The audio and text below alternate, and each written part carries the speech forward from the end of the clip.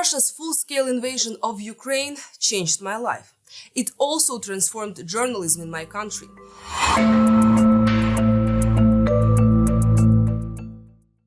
My name is Anna Chaika. I am a journalist from Kiev, but I moved to Germany because of the war.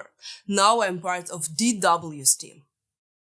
Many reporters were killed covering the war or while serving in the armed forces. I knew some of them personally.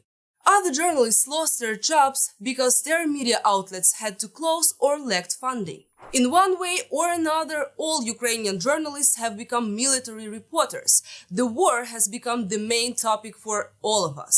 Prominent Ukrainian investigative journalist Yuri Nikolov was among those who changed their normal reporting routine. Коли почалось вторгнення, ми, не змовляючись жодним чином публічно чи офіційно, але всі відразу перейшли на таку роботу, яка виключає розслідування всередині України стосовно там нашої звичайної корупції чи ще щось чогось.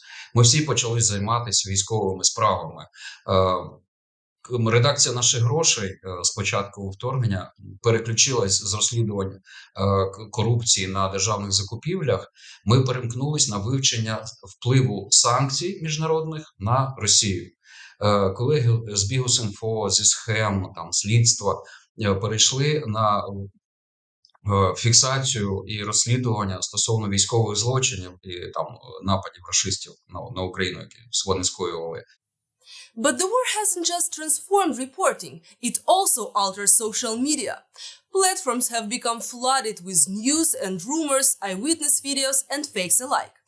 The invasion has even been called the world's first ever TikTok war, and the platform was especially overwhelmed with both information and disinformation. Let me give you some examples.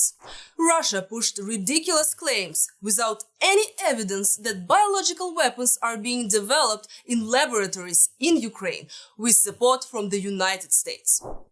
Conspiracy theories spread alleging that Ukrainian armed forces and Western media outlets staged the massacre of civilians in Bucha.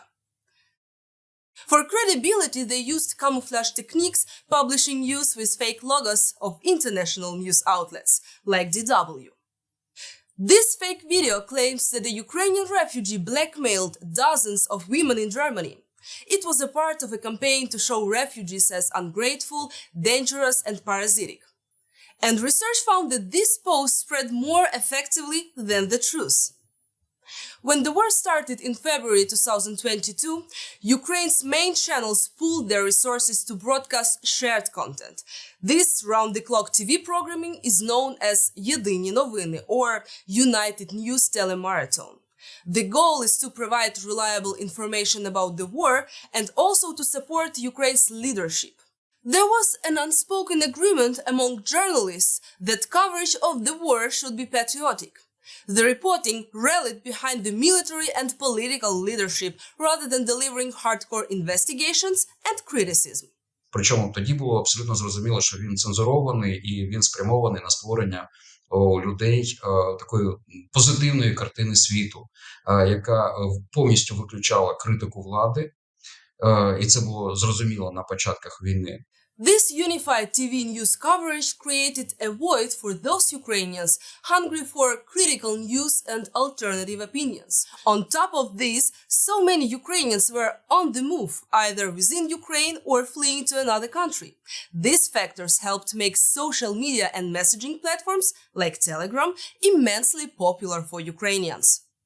Якщо раніше українці традиційно багато уваги приділяли телебаченню, і також новини, в основному суспільно-політичні новини, вони споживали через телебачення, то після повномасштабного вторгнення можливість дивитися телебачення, вона просто фізично зникла, в частини українців, так, тому що велика кількість людей змушені були покинути свій дім через війну. І, звичайно, що коли ти десь в дорозі, коли ти весь час переміщаєшся, дивитися телевізор і телебачення, телевізійні новини, це незручно, некомфортно і немає бажання такого, так? Now, messaging platforms are the most important source of information for Ukrainians. But many of the popular Telegram channels are operated by anonymous administrators. They satisfy people's hunger for news with sometimes as many as 700 or 800 posts, pictures, and videos a day. These channels have become a major source of unconfirmed rumors and deliberate disinformation. Research shows that people trusted blindly these channels and often share posts without checking if they are true. Russian propaganda has recognized the importance of these spaces. They have flooded these channels with disinformation and especially targeted those living in the Russian-occupied territories of Ukraine. Я думаю, що Росія, вони дуже багато роблять досліджень для того, щоб працювати з аудиторією і таргетувати цю аудиторію, і тому вони почали також масово створювати телеграм-канали для пропаганди на тимчасово окупованих територіях. Це те, що нове, те, що стосується дій Росії. The Kremlin has a powerful ally in its efforts to influence narratives about the war, the Russian Orthodox Church. It has an enormous influence over tens of millions of faithful inside and outside of Russia. The head of the Russian Orthodox Church, Patriarch Kirill, has publicly endorsed the war. He sees it as a holy war to save traditional Christian values from Western liberalism and also to save Russian civilization. These pro-war priests, they say to their parishioners what they think.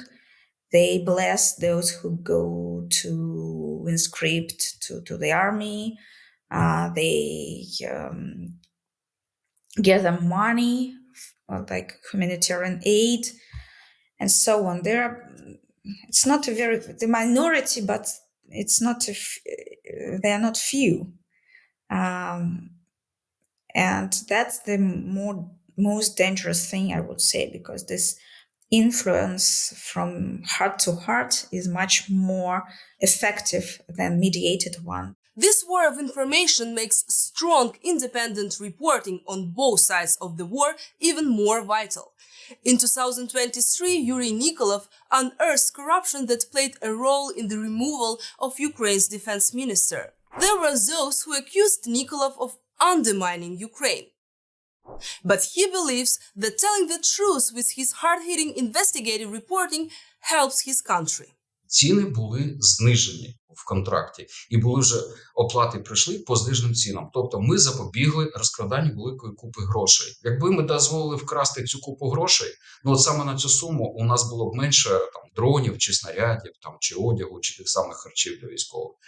The fight for truth and free speech demands proactive measures to combat propaganda and misinformation. And one way to do that, it's not just about debunking falsehoods, but also regaining people's faith in journalism by reporting for the public good.